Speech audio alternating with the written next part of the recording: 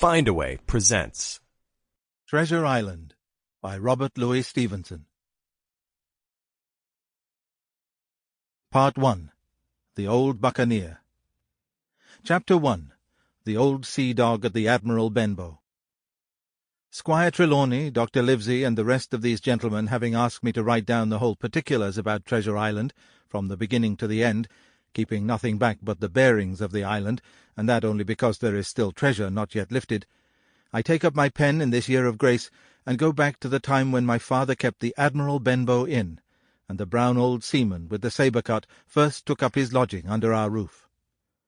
I remember him as if it were yesterday, as he came plodding to the inn door, his sea-chest following behind him in a hand-barrow, a tall, strong, heavy, nut-brown man, his tarry pigtail falling over the shoulders of his soiled blue coat, his hands ragged and scarred, with black broken nails, and the sabre-cut across one cheek, a dirty, livid white.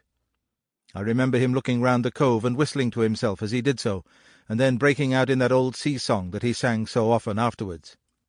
15 men on the dead man's chest, yo-ho-ho, and a bottle of rum, in the high old tottering voice that seemed to have been tuned and broken at the capstan bars.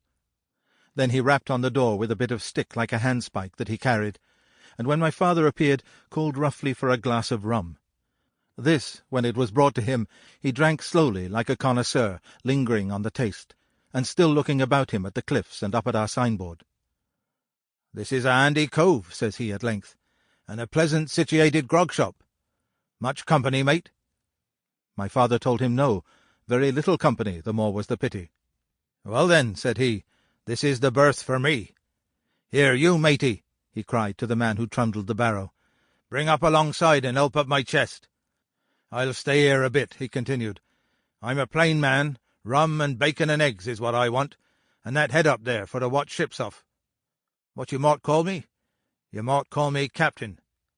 Oh, I see what you're at. There." And he threw down 3 or 4 gold pieces on the threshold. "You can tell me when I've worked through that," says he, looking as fierce as a commander. And, indeed, bad as his clothes were, and coarsely as he spoke, he had none of the appearance of a man who sailed before the mast, but seemed like a mate or skipper accustomed to be obeyed or to strike.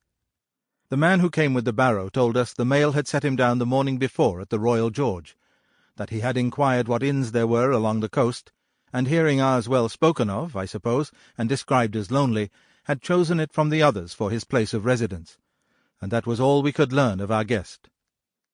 He was a very silent man by custom. All day he... Sample complete. Ready to continue?